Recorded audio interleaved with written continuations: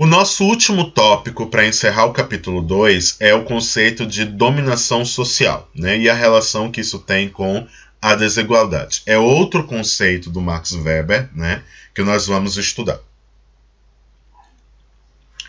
O Weber diz que as múltiplas expressões das desigualdades sociais revelam a existência de um fenômeno de dominação social, ou seja, de dominação de uma classe sobre outras, né? De um grupo de indivíduos sobre os demais indivíduos que compõem uma determinada sociedade. E aí ele vai dizer que existe a probabilidade de você encontrar submissão a uma determinada ordem social por diversos motivos. Uma pessoa pode se submeter a uma determinada ordem, se submeter à dominação de uma determinada classe ou grupo social, por exemplo, por conveniência. É conveniente a ele se submeter naquele momento à ordem vigente, àquele grupo social que domina. E aí seria uma ação social relacionada a fins, né? Ele tem o objetivo e se submeter àquilo é conveniente ao alcançar aquele objetivo. Ele diz também que pode ser por mera inclinação pessoal. Então o indivíduo tem a tendência natural de ser submisso.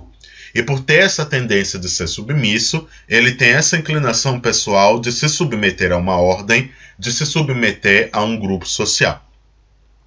Aí já seria, por exemplo, um indivíduo que estaria agindo segundo valores, uma ação social referente a valores. Ou talvez uma ação social referente, uma ação social tradicional, né? Porque existe uma tradição. Inclusive, ele diz que os costumes, né, também é um motivo que faz uma pessoa se submeter a uma determinada ordem, né? Então, conveniência, inclinação pessoal, costume, são alguns aspectos que fazem com que o indivíduo se submeta a uma determinada realidade.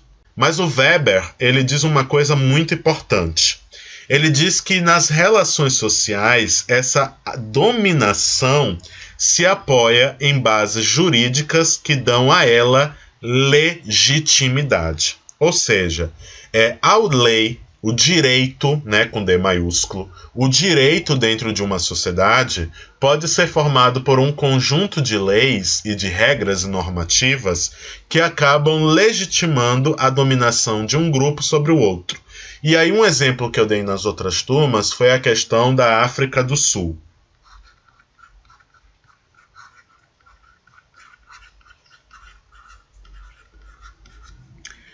A África do Sul é um pequeno país que fica no sul do continente africano, por isso o nome, que foi, assim como todos os países atuais da África, foi colônia das metrópoles europeias, né? E a África do Sul, durante o período em que ela foi colônia, ela foi dominada por uma elite descendente desses colonos, né? Uma elite branca descendente desses colonos, e que ela esteve no poder desde o período em que a África do Sul foi colonizada. Quando a África do Sul passa pelo seu processo de independência e acaba se tornando independente da metrópole, né, das potências europeias, essa elite que estava acostumada a governar, que estava no poder, não desejava que a população negra, a população nativa da África do Sul, ascendesse para posições de poder e para posições de comando. E diante disso, eles institucionalizam um conjunto de leis, né, uma base jurídica do direito sul-africano para manter uma segregação socioespacial e uma separação política entre brancos e negros. Esse conjunto de leis e normativas foi chamado de apartheid. No apartheid, os negros não podiam coabitar com os brancos. Eles não podiam frequentar e viver nos mesmos espaços. Então você tinha um ônibus somente para negros, um ônibus somente para brancos. Você tinha nos bancos, por exemplo, você tinha uma entrada para os brancos e uma entrada para os negros. Outros espaços também costumavam ter entradas diferentes para brancos e negros. Chegava-se ao ponto de você ter até mesmo banco de praça, né? Que era para brancos, exclusivo para brancos, bebedouros, que eram exclusivo para brancos, né? Entre outros aspectos. Além de bairros que só podiam viver brancos e bairros que só podiam viver negros, que aí era um processo de segregação socioespacial. Você separa os indivíduos no espaço de acordo com a sua classe social. E aí os bairros, inclusive, que os negros viviam eram chamados de guetos, né? O mais famoso dele era o bairro de Soweto. Então o que a gente tem aí é uma elite, né? Uma elite de ascendência europeia, uma elite branca, que esteve no poder desde o período do começo da colonização da África do Sul, e que quer se manter os seus privilégios e o seu controle político sobre a sociedade sul-africana. E para isso, né, cria-se toda uma base jurídica que legitime a desigualdade entre brancos e negros, né, segregando a população negra, segregando a população nativa, né, impedindo que essa população ascenda a cargos políticos, tenha acesso à política, tenha acesso ao Estado e à administração pública, fazendo com que a dominação dessa classe branca sobre a classe negra se perpetue ao longo de muitas gerações e também garantindo com que essa classe não perca os seus privilégios, nem o seu poder político, econômico e social. E aí o que o Weber vai dizer é que o Estado, ao organizar o poder político institucionalizado, ele contribui para um complexo ordenamento de deveres e direitos na sociedade. Ou seja, o Estado ele determina o que é dever e o que é direito de cada membro da sociedade. E aí, ao fazer isso, ele acaba dando força a essa dominação. Quando o Estado está sob o controle de uma elite, né, o Estado acaba tomando decisões e fazendo medidas, né, e estruturando o poder político de forma a favorecer aquela elite que detém o poder estatal, que detém o controle da máquina pública. Então, o que acontece? Nas sociedades capitalistas, por exemplo, a gente pode notar que as leis, os projetos de leis, quase sempre são feitos pensando em favorecer a classe econômica, né? E também a classe política, que em geral é representada pela elite daquela sociedade. Então eles utilizam o Estado, eles utilizam a máquina pública para manter os seus privilégios, para aumentar os seus direitos em detrimento do restante da população, que faz parte de outra classe social, e assim garantir a dominação que essa elite tem sobre essas classes sociais mais fracas e mais vulneráveis, né? Então o Estado, quando ele é dominado por uma elite, ele serve a essa elite. Ele acaba ampliando os privilégios, ampliando os direitos dessa elite, mesmo que para isso tenha que ser tirado direitos das classes mais pobres e das classes que não detêm o poder político e econômico daquela sociedade.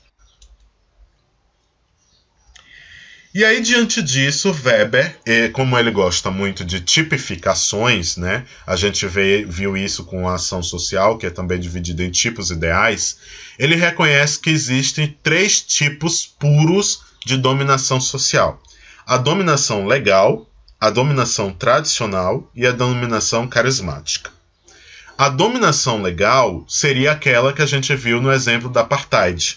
Você tem uma obediência a uma lei, às ações da burocracia, né? Uma obediência à administração pública, né? e das ações da administração pública, porque aquilo tem uma base jurídica, né? Você tem ali a legitimação de uma base jurídica. E aí você tem uma dominação do tipo legal. Você também tem uma dominação do tipo tradicional, que é o que acontece entre os senhores e os súditos, como, por exemplo, num reinado, num império, em que a população se submete aos desejos e aos interesses de um rei, de um governante, né? E acabam se submetendo aos desmandos, aos mandos e desmandos desses indivíduos. Então, o que a gente nota é o quê? É que você tem um processo de submissão dos súditos em relação ao seu senhor. E você tem a dominação carismática, que é quando uma pessoa se submete à figura de um líder, à figura de um herói, por razão das virtudes que essa pessoa possui. Como, por exemplo, a gente vê na questão da política, né? Em que muitas pessoas elas seguem até mesmo de forma cega um determinado líder político, né? E aí se submetem ao que esse político quer, ao que esse político defende, e às vezes defende de forma irracional as decisões e as posições daquele líder político. A gente vê isso tanto na direita como vê na esquerda, né? Esse fanatismo político, né? E que seria, no pensamento de Weber, um tipo de dominação carismática. O indivíduo vê naquela figura, naquele líder, uma série de virtudes de caráter, né? E essas virtudes e esse caráter faz com que a pessoa acabe se submetendo aos desejos, aos desmandos, aos desígnios daquela pessoa. E aí tem um autor brasileiro, que eu resgatei do livro de vocês, chamado Pedro Demo. Ele diz que ele sintetiza a ideia de dominação social na seguinte afirmação: a dominação é fenômeno de comando de um grupo sobre outro e supõe que os dois lados estejam condicionados a esta situação, né? O que Pedro Demo quis dizer aí é que a dominação social é quando um grupo comanda outro grupo social, ou quando um indivíduo comanda outro indivíduo. Aí você tem um processo de dominação. Para ser social, é de um grupo sobre outro grupo, né? E esses dois lados estão submetidos a esse processo. Um grupo que se reconhece como dominante e exerce essa dominação, e um grupo que inconscientemente sabe que é dominado e que se submete a essa dominação. Seja pelos diferentes motivos, porque quer se submeter, que é o menor de todos eles, ou por conta de coerção, de medo, né? Ou por outros fatores que estão diretamente relacionados a este processo. E aí o nosso último slide, para a gente poder finalizar essa aula, seria o conceito de elite, né? A elite é um termo que vocês me viram usar muito durante essas aulas de sociologia, mas eu não cheguei a explicar a vocês o que é uma elite, né? A elite é uma fração da classe que domina uma sociedade. Significa dizer que é uma fração da classe dominante que detém o poder, né? Eles controlam o poder dentro daquela sociedade e impõem seus padrões culturais, econômicos e políticos à população. Mas mesmo impondo tudo isso à população, eles se mantêm distantes dessa população. Como assim? O que é que eu quero dizer com quem detém o poder, né? Sobretudo o poder econômico e político e impõe padrões econômicos e políticos? Se a gente for analisar a nossa sociedade, a sociedade brasileira, nós vamos ver que quem governa este país são representantes dessas classes, ou são pessoas que representam essas classes. Você pode observar que normalmente os governantes do país são grandes proprietários de terras, são grandes empresários, né, que fazem parte da elite brasileira. são membros de famílias tradicionais que ao longo de muitas e muitas gerações têm uma carreira política e estão associados à política desde o seu avô, o seu bisavô já se envolvia com política, né?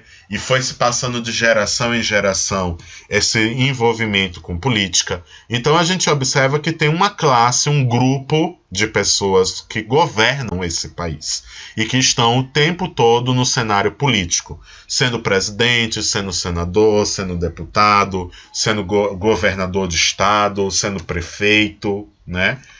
De uma determinada cidade, estado ou da União mesmo, né?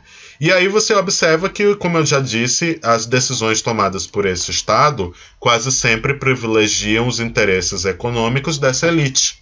Então se toma decisões, por exemplo, que vão favorecer uma determinada elite, como por exemplo a reforma tributária, que ao invés de diminuir os impostos que nós, das classes mais pobres, somos obrigados a pagar e que acabam sendo um custo muito alto no nosso dia a dia, essa reforma tributária, ao invés de favorecer as classes mais pobres, que são as classes que precisam pagar menos impostos para ter dinheiro para ter uma vida mais digna, não. Ela é uma reforma que está ou aumentando a carga tributária ou simplesmente aliviando a carga tributária dos empresários. Ou seja, as empresas que vão ter vantagens com a reforma tributária. A população, que é a maior interessada de que haja essas reformas para diminuir o número de impostos, para diminuir os encargos de impostos, essas pessoas não vão ter benefício nenhum com a reforma tributária. Além disso, a elite, as grandes fortunas, não vão ser tributadas, né? Todo mundo fala disso, de tributar aquilo, daquilo outro, de aumentar os impostos de compras online, de aumentar os impostos sobre livros, né? Mas ninguém fala de colocar impostos sobre as grandes fortunas.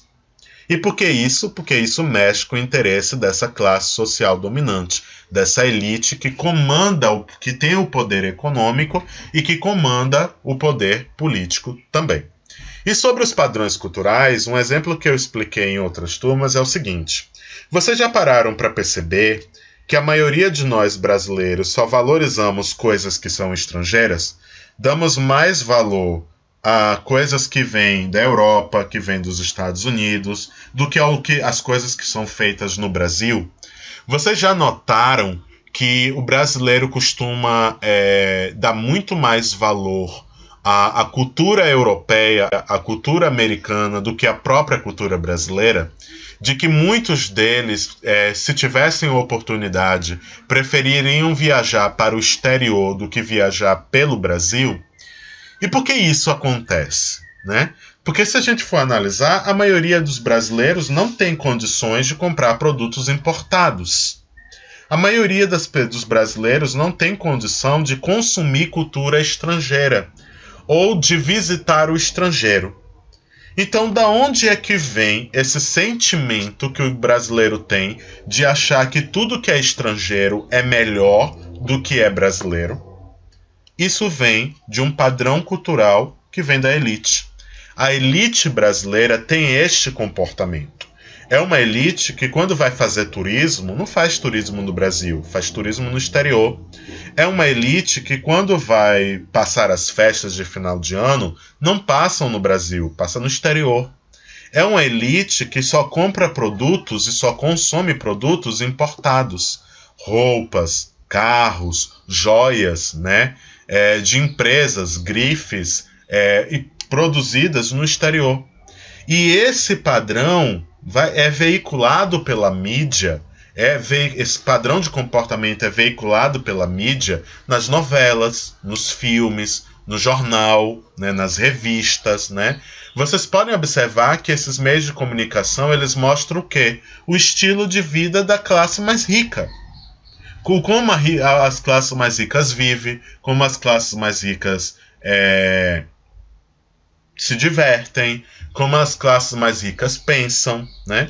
E isso por quê? Porque essas mídias são controladas por essa elite. Os donos das televisões abertas no Brasil, os donos dos principais jornais brasileiros, são membros da elite brasileira, que são donos também dessas empresas de telecomunicação. Então, o que a gente observa desse cenário é que esse comportamento de supervalorização do que é estrangeiro acaba sendo importado, sendo consumido, sendo absorvido, assimilado, né? A melhor palavra seria assimilado, que esse padrão de comportamento acaba sendo assimilado pelas classes mais pobres via contato com a mídia, via contato com essa difusão de um estilo de vida que é um estilo de vida das elites brasileiras. Então eles acabam impondo o seu padrão cultural, a sua visão de mundo às classes mais pobres. E aí Gaetano Mosca, que é um filósofo italiano, ele diz o seguinte, que todas as sociedades possuem uma elite, né? Tanto as atuais como as sociedades do passado. Só que que essa elite é uma minoria, né, uma pequena parcela da população que detém o poder político e detém o poder político em detrimento da maioria, né? Em prejuízo do restante da maioria que não tem esse acesso ao poder político. E aí ele vai dizer que todos os regimes há sempre uma pequena classe política dominando a sociedade. Como, por exemplo, se a gente for na Idade Média, a gente tinha os nobres e o clero. Se a gente for olhar para Grécia e Roma, nós tínhamos, por exemplo, em Esparta, os espartanos, né, que detinham o poder sobre a terra e o controle administrativo sobre o exército espartano e sobre a cidade de Esparta. Na cidade de Atenas, a gente tinha os eupátridas com as mesmas funções que os espartanos, né, as mesmas condições. E na sociedade romana nós tínhamos os patrícios, que também eram proprietários de terras, eram os líderes do Senado, né, e depois também eram representantes da elite imperial, quando Roma se torna império. E aí, se a gente for olhar para outras sociedades, a gente também vai conseguir identificar uma aristocracia, uma elite governante e que exerce esse poder de domínio e de controle social sobre as outras classes. E aí ele diz mais, ele diz que essas elites elas costumam se perpetuar no poder durante muitas gerações e acabam impondo sobre a maior parte da população, se impondo, utilizando tanto métodos que são aceitos por essa população, são aceitos socialmente, são legítimos, como métodos que não são legítimos, né? E essa coisa de se perpetuar, a gente vê no Brasil que as classes que hoje governam, as famílias que hoje têm o poder econômico e o poder político brasileiro, são as mesmas famílias que tinham o poder econômico e político no começo da República e algumas até mesmo na época do Império. Ainda são descendentes das mesmas famílias de latifundiários, das mesmas famílias de representantes políticos que governavam e que tinham poder econômico durante o período colonial, durante o período imperial e durante o período republicano, né? Então, isso seria, em resumo, né, a grosso modo, o que em sociologia nós entendemos como sendo uma elite. E é isso, gente. Com isso nós finalizamos essa primeira matéria, né, focada em relação à sociedade, viver em sociedade, e sobre a questão das desigualdades sociais e de como a sociedade é organizada, estruturada socialmente. Aqui são as referências.